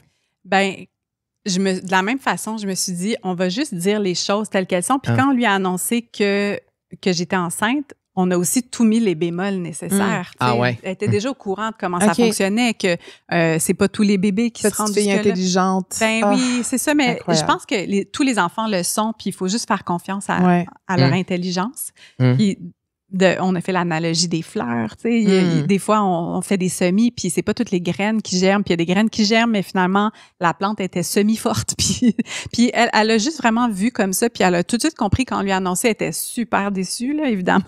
Parce que c'était tellement tangible, on savait le sexe du bébé, il y avait un nom, tu sais, il existait déjà dans notre imagination, il était déjà dans notre famille, tu sais. Fait que c'est sûr que pour elle, ça a été super difficile, puis en même temps, je veux dire, on met des gants blancs puis des pincettes, mais les enfants, ils comprennent, c'est la vie. Il y a plein d'exemples tout autour. Tu sais, moi, je suis pas de cette école-là de ménager les enfants puis leur dire les trucs à demi-mot. Puis peut-être que je vais le regretter plus tard. Là, ma fille est au courant des tarifs de Trump puis de plein d'affaires. Puis, tu sais, des droits des femmes, elle est vraiment au courant, elle me pose des questions sur les menstruations, elle me demande comment sont faits les bébés, puis là, tu sais, des fois, elle est comme, bon, là, est-ce que tu ovules pour que tu puisses me faire un autre petit frère? Tu sais, des fois, je suis comme, peut-être qu'on est allé trop loin dans l'information très, très claire, là, mais j'aime mieux prendre cette approche-là puis faire confiance, puis en fait, je réponds à ses questions, fait que quand elle a des questions, je lui réponds la vérité. Puis je vais pas l'aborder d'office, mais si elle me pose des questions, je vais pas faire des analogies louches là, qui vont la mélanger plus qu'autre chose. Moi, je sais qu'enfant, j'ai été vraiment frustrée que mes parents me fassent ça, tu sais, prennent des petites pincettes. Cachent des affaires. Pour te protéger. Un peu. Ouais. Quand je me suis rendu compte de c'était quoi la vérité, on dirait que j'étais comme en colère contre mes parents. Je comprends. Est-ce qu'ils me prenaient pour une conne?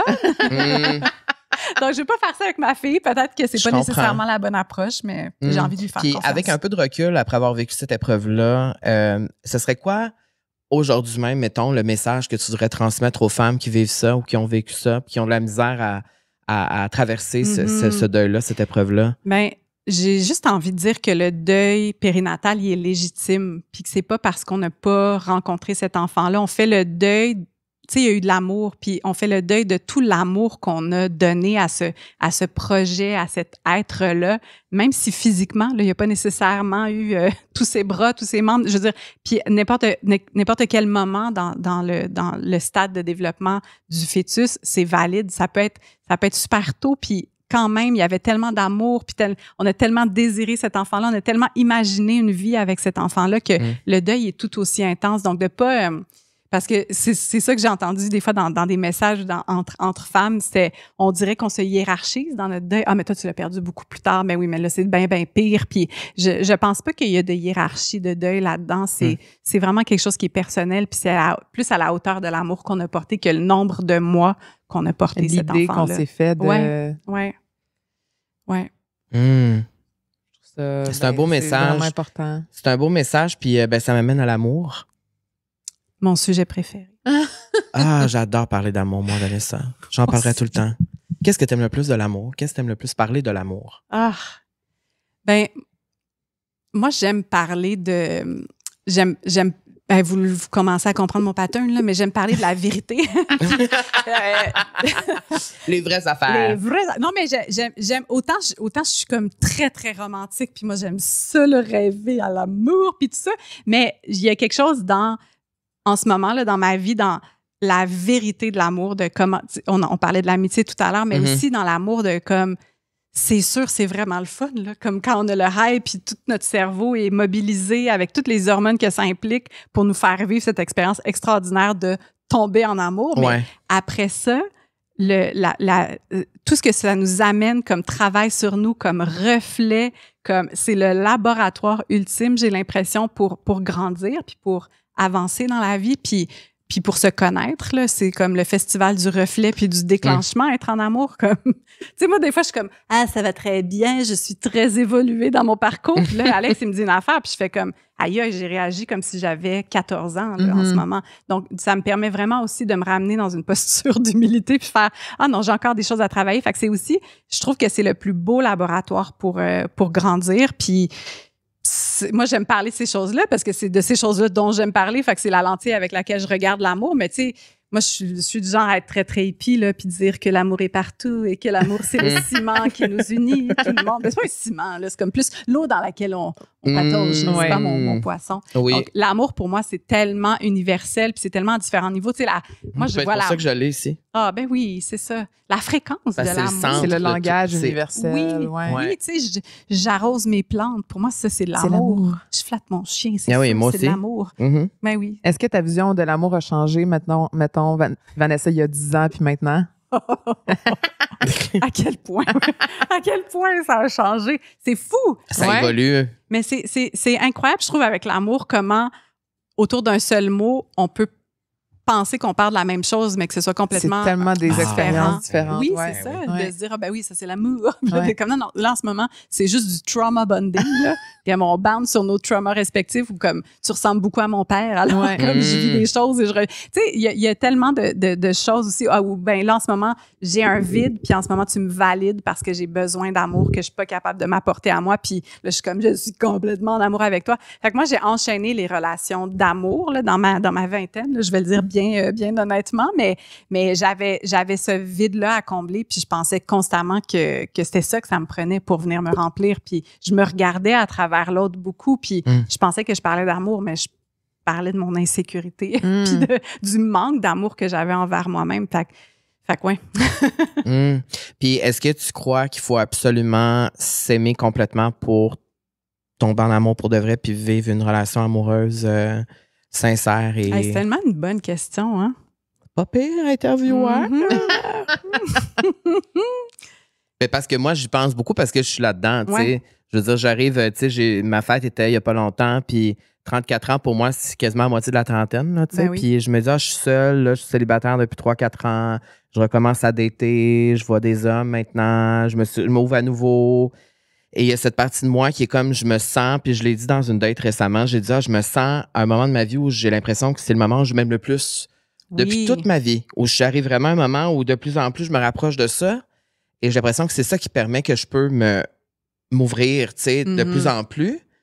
Mais en même temps, j'ai comme cette réflexion que ça se peut aussi grandir avec quelqu'un, puis évoluer avec quelqu'un, puis apprendre à s'aimer davantage soi-même grâce à quelqu'un ou quelqu'un qui, en tout cas, pas en partie, mais au moins que quelqu'un vienne aider ou participer à ça. Ben, je pense que les deux options sont vraies et valides. Tu sais, de rencontrer quelqu'un à un moment de ta vie où tu t'aimes, là. Tu ressens de l'amour pour toi-même. Tu n'as pas besoin d'aller combler un vide qui est extérieur à toi, penser que ça va provenir d'une autre personne, puis de te connaître suffisamment aussi pour être comme ça, c'est qui je suis, là. Puis ça, c'est à améliorer, mais ça c'est profondément qui je suis. Je me connais, je sais quels sont mes déclenchements, je me connais, je sais d'où sont où mes traumas, c'est quoi les choses que ça risque de déclencher une réponse. Je connais tout ça de qui je suis. C'est super beau parce que là, tu peux offrir ces clés-là à la personne puis faire ça. Est-ce que ça marche, nous? Est-ce qu'on est prêt à se prendre la main et venir marcher à travers ça?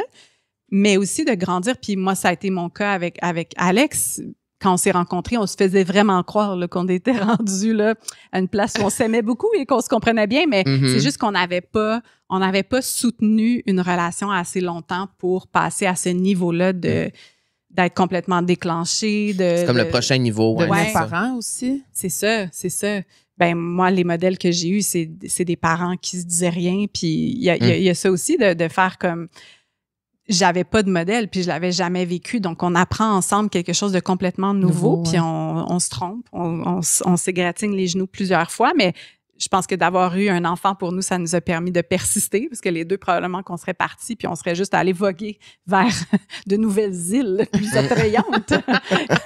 Ça a l'air beau de loin. T'es comme, il y a des beaux palmiers, des beaux paysages, on va aller là à la place.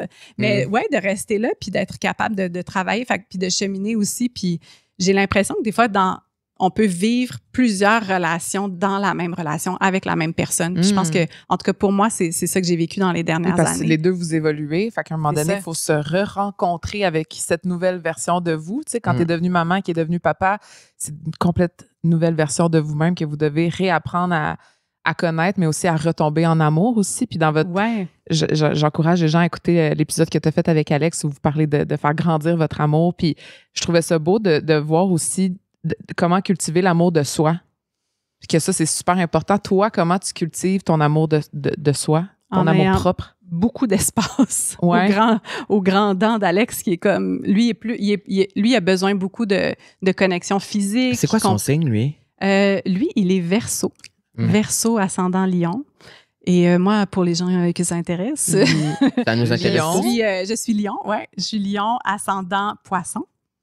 Et ma lune est en Sagittaire. Fait que grande émotivité, empathie, compassion, ressentiment. Mais en même temps, j'ai vraiment le goût de vivre des belles aventures. C'est ça. Mais mon Dieu, je suis rendue sur le chemin de l'astrologie. C'est vrai, on en a parlé d'astrologie. Non, mais je parlais de l'amour propre. Oui, comment est-ce que j'arrive... Ben, moi, j'ai besoin de beaucoup d'espace, puis j'ai besoin de me connecter à des pratiques qui me nourrissent, tu sais, puis ça, pour moi, c'est comme super important. Puis mon chum, lui, il est genre, est-ce qu'on passe une soirée ensemble à se regarder dans les yeux et à se flatter? Puis moi, je suis comme, non, j'aimerais mieux aller faire du breathwork et lire un livre. Tu sais, des fois, il y a comme cette discordance-là entre ce qu'on aurait besoin mutuellement, puis moi, j'ai besoin de nourrir cet amour-propre-là. Puis à travers aussi tout ce que je fais, tu sais, pour moi, mon travail, c'est pas un travail, c'est comme... C'est ce qui me nourrit, c'est ce qui me donne des choses à raconter, c'est ce qui met la petite vibrance, le petit twinkle dans ma personne, le petit spark. Puis ça a été vraiment difficile puis ça a été quand même un gros chemin de se faire comprendre mutuellement de quoi on avait besoin.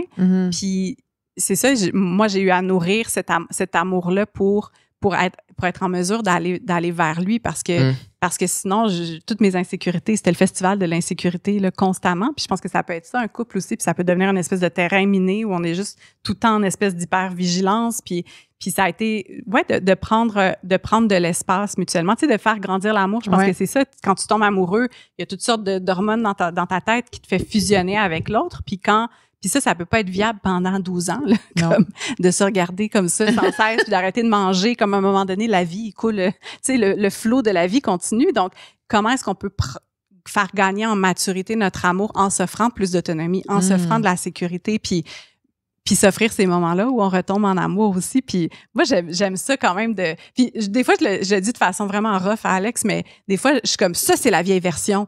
Comme, mets à jour ton... Tu sais, des fois, je suis comme, là, il faut que tu fasses une mise à jour. C'est comme un iPhone, là. À un moment donné, comme, ce que tu penses de moi en ce moment, tu es en train de parler de Vanessa d'il y a 4 ans. Est-ce que tu peux mettre à jour ça? Puis lui aussi, des fois, je le regarde, puis je suis comme, mais oui, mais toi, t'aimes pas ça, cette affaire-là. Ou, mais oui, on sait bien que toi, t'es le même. Puis là, il me regarde, puis il est comme, est-ce que tu parles de qui je suis en ce moment ou tu parles de l'idée que tu t'es faite c'est bon, quand ça. on a vécu quelque chose? En amitié, on est de même aussi beaucoup. Oui, vraiment, on fige les gens. Je pense c'est vrai, qu'il faut faire une mise à jour régulière puis de s'actualiser, en fait, de se poser la question, est-ce que c'est réellement le cas en ce moment, là? La personne qui est en face de moi, ou est-ce que j'ai une histoire puis une idée que je me raconte par rapport à la personne? Puis des fois, c'est ça, c'est comme un peu, c'est un peu gossant, là, comme un travail d'archivage et de mise à jour. La Vierge en toi doit beaucoup triper à cette idée-là. Mais c'est tough. C'est difficile. Ouais, c'est dur. Surtout quand c'est pas nommé, là. Fait qu'il faut, je pense que c'est là, les mises à jour, il faut que ça soit dit. Ouais. OK, on en est où, là, maintenant? Qu'est-ce qu'on met derrière nous? Qu'est-ce qui fait plus partie de ma réalité en ce moment, de ma vérité en ce moment? Mais c'est constamment un travail sur soi. C'est épuisant. C'est épuisant. C'est du travail. Non, mais moi, c'est quelque chose que j'ai tellement vécu là, en amitié, dans ma vingtaine, là, de me faire répéter des choses. Ben oui, mais toi, t'es de même, ou toi, t'es comme ça. Puis là, je suis quand même... Puis là, même que moi, j'y crois. Puis là, à un moment donné, je suis quand même... Je suis plus de même. J'ai évolué, j'ai changé, comme tout le monde autour.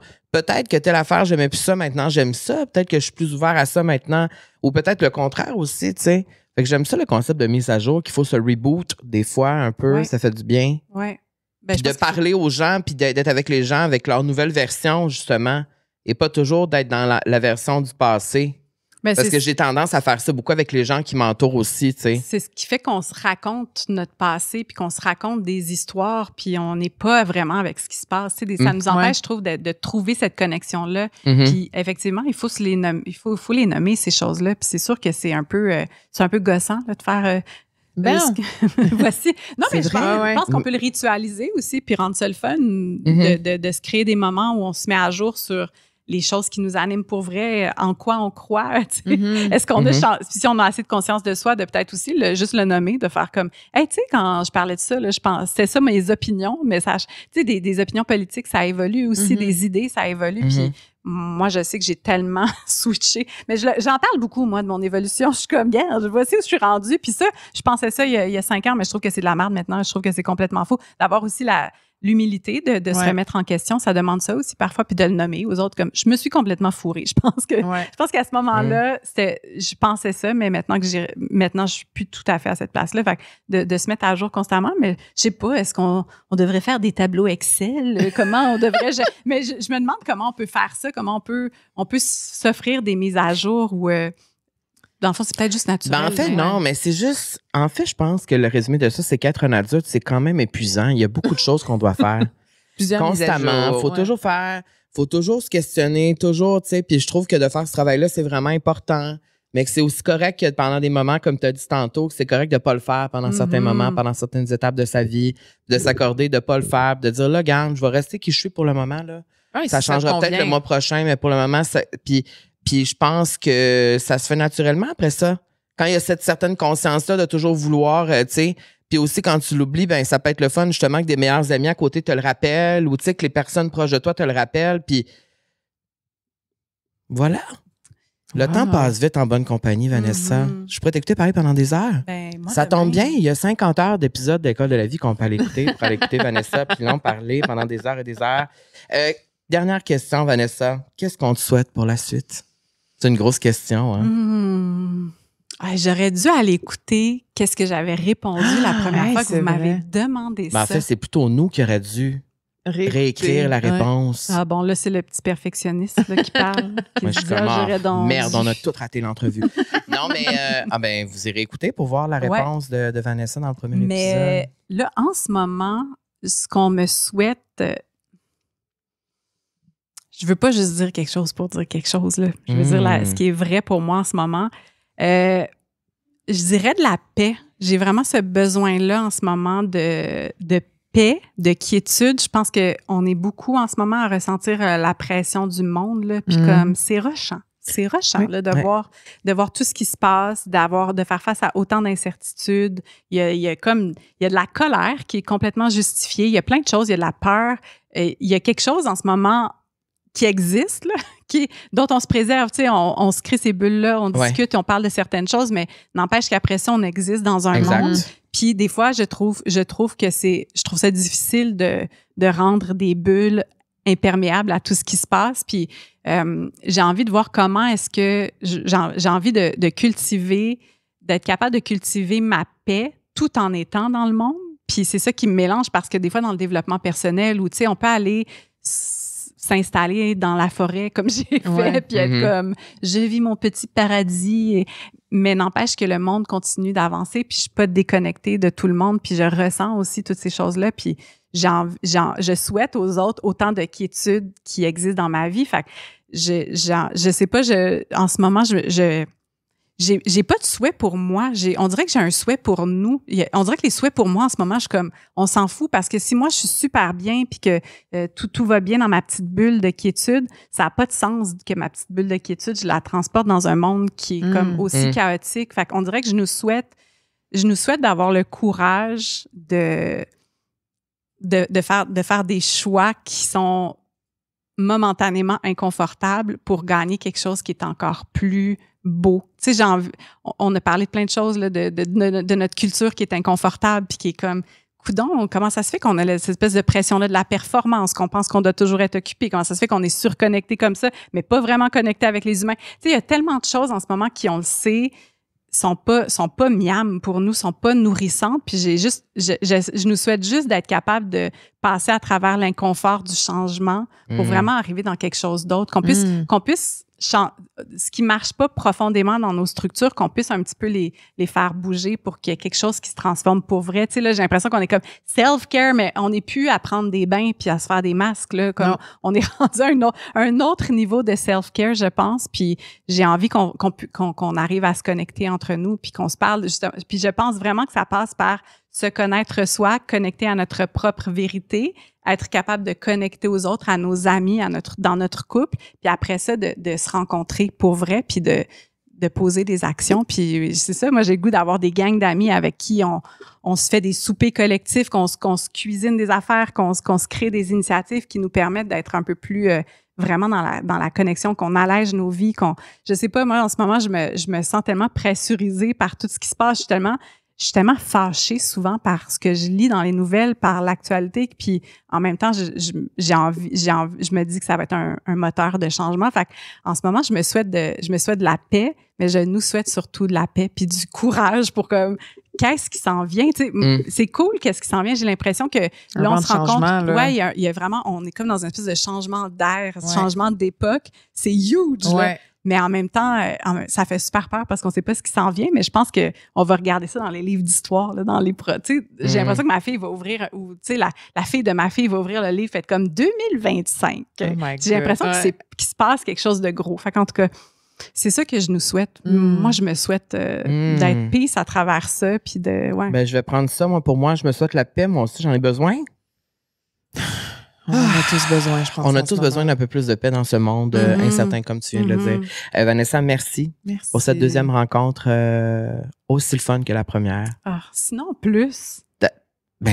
Qu'est-ce que tu veux dire, plus? Ben, c'était plus le fun que la première. Oui, encore plus? Ben oui. Ben, on était plus... on était plus investis émotionnellement. Oui. Là, on était là. On se connaît. Puis aussi, merci pour ta vulnérabilité. Merci pour ces leçons de vie. Moi, je garde ça à l'intérieur de moi, dans mon coffre à outils. Et je continue d'écouter l'École de la vie. On continue d'écouter l'École de la vie. C'est un beau projet. Je te l'ai dit, bravo pour tout ce que tu fais.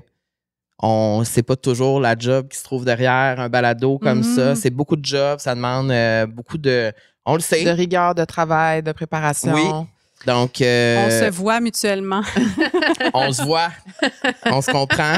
Et je trouve que des balados comme l'École de la vie, puis comme la vie sociale, ça peut être des outils, en tout cas, j'espère, pour les gens, quand on traverse des choses, qu'on vit des choses, qu'on a besoin d'entendre parler des gens sur des thématiques peut-être qu'on entend moins parler ou qu'on voit moins souvent, ben ça peut être intéressant. Puis tout comme l'École de la vie, si la vie sociale, aujourd'hui, ça vous a parlé, chaque partage est important pour nous. Ça vous a fait penser à quelqu'un. Aujourd'hui, c'était l'École de la vie sociale. C'est ça que j'allais dire. L'École de la vie sociale. C'est la fusion. Ça a mergé ensemble. Ça a mergé, là. I love it. On continue à te suivre sur les réseaux sociaux, Vanessa, puis merci. Un mot de la fin? Un mot de la fin? Ben, je vous aime. Merci pour ce que vous faites, puis d'offrir ces espaces-là. C'est pas une entrevue, tu sais, avec une personnalité, puis tout ça. Il y a vraiment une notion d'échange, puis de partager aussi votre vulnérabilité. Ça fait en sorte que ça crée un espace comme ça, puis c'est le fun. Ben là, on s'aime donc bien. Moi, je tiens à dire que j'ai eu un des plus beaux fous rires avec toi au Guatemala. Lors d'un cours d'improvisation. Un cours d'improvisation? T'as fait de l'improvisation? J'ai essayé. Je n'étais pas très bonne. Camille et le théâtre. Et, tu vois? Camille, c'est pas la meilleure actrice. C'est sûr que t'aurais pas fait Saint-Hyacinthe comme moi, mais il y a eu de l'effort. Il y a eu de l'effort. T'essayes. J'essaye. J'ai des beaux souvenirs avec toi. Non, mais t'es bonne joueuse quand même. T'es volontaire. Mais moi aussi, j'ai eu un de mes fous rires préférés. Là. Mais tu sais, les longs, là, qu'à un moment donné, tu fais. Que tu peux plus arrêter, puis le monde te regarde en disant c'est quoi le problème? Mais oh my God. Mais genre, ce n'est même plus drôle. Là. Les gens, à un moment donné, sont comme là, il faudrait vraiment que ça cesse. Vous pouvez toujours continuer de nous suivre sur Balado, la vie sociale, sur toutes les plateformes, Instagram, TikTok, Facebook. On est partout. On est partout. YouTube, on est partout, Patreon même aussi. On est là. Vous allez pouvoir avoir accès à l'épisode une semaine d'avance tout le temps. Donc, peut-être qu'on vous parle sur Patreon. Ben, Vanessa va sortir la semaine prochaine. Et si vous nous écoutez au moment de la diffusion de Vanessa, ben, l'épisode de la semaine prochaine est probablement déjà en ligne sur Patreon. Oui, puis des fois, ça se peut qu'il y ait des petits délais, des petits retards parce que c'est ça, des fois... C'est ça le showbiz. C'est des fois, écoute, je suis tellement populaire, je manque de temps. On déconnecte parce qu'on est en déconnexion. Non, la vraie raison, c'est parce qu'on est mon oncle, ma tante un peu, puis on comprend pas la technologie tout le temps, puis des fois, on n'a pas le temps de tout faire en temps réel. Mais voilà, donc Patreon, c'est super le fun. C'est nouveau de cette année. On a vraiment du fun là-dessus aussi. Les gens peuvent voir tout en exclusivité. On répond à vos questions, on vous envoie des messages des fois. Et sur les réseaux sociaux, on est toujours là, toujours actifs. Chaque partage est important, comme je l'ai dit tantôt. Si cet épisode-ci vous a fait penser à quelqu'un, pour quelque raison que ce soit, envoyez-la à la personne. Des fois, ça peut changer quelque chose. Oui, c'est un beau langage de l'amour, je trouve, d'envoyer des podcasts. Exact. Je t'aime, Camille. Ah, je t'aime, mon beau Carl. Je t'aime, Vanessa. Hey, je t'aime. Je me demandais si je peux rajouter puis créer un triangle avec On fait un threesome d'amour. Je vous aime. Et on vous aime à la maison. Et on vous aime à la maison. Merci d'avoir été à l'écoute. On se voit la semaine prochaine. Tourlou.